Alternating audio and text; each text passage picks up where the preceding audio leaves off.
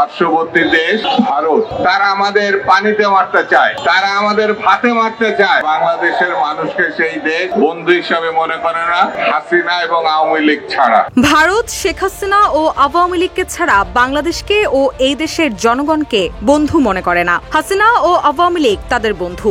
ভারত হাসিনাকে আশ্রয় দিয়েছে, যার বিচার এদেশে চলছে এবং হবে। 19 আগস্ট প্রেস ক্লাবে এক নাগরিক সমাবেশে ভারতের উদ্দেশ্যে কটাক্ষ করে এসব কথা বলেন বিএনপির ভাইস চেয়ারম্যান শামসুজ্জামান দুদু।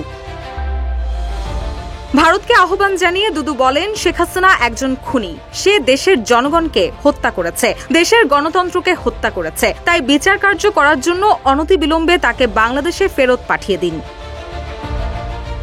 তিনি আরো বলেন, ভারত আমাদের পানিতে মারতে চায়, ভাতে মারতে চায়। আমাদের যখন পানি দরকার তখন পানি দেয় না, আবার যখন দরকার নাই তখন তিস্তা ব্যারেজ খুলে দেয়। বাংলাদেশের চারপাশের প্রতিটি বর্ডার লিখিতভাবে ভারত বন্ধ করে দিয়েছে, যাতে বাংলাদেশের মানুষ ব্যবসা না করতে পারে। তারা এরকম শত্রুতা পোষণ করে রেখেছে।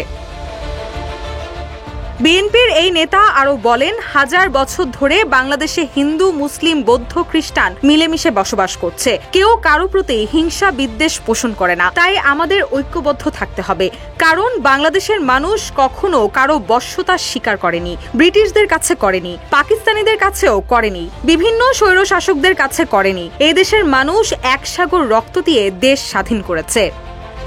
রুশা সুর, নিউজ ডেস্ক, ইত্তেফাক।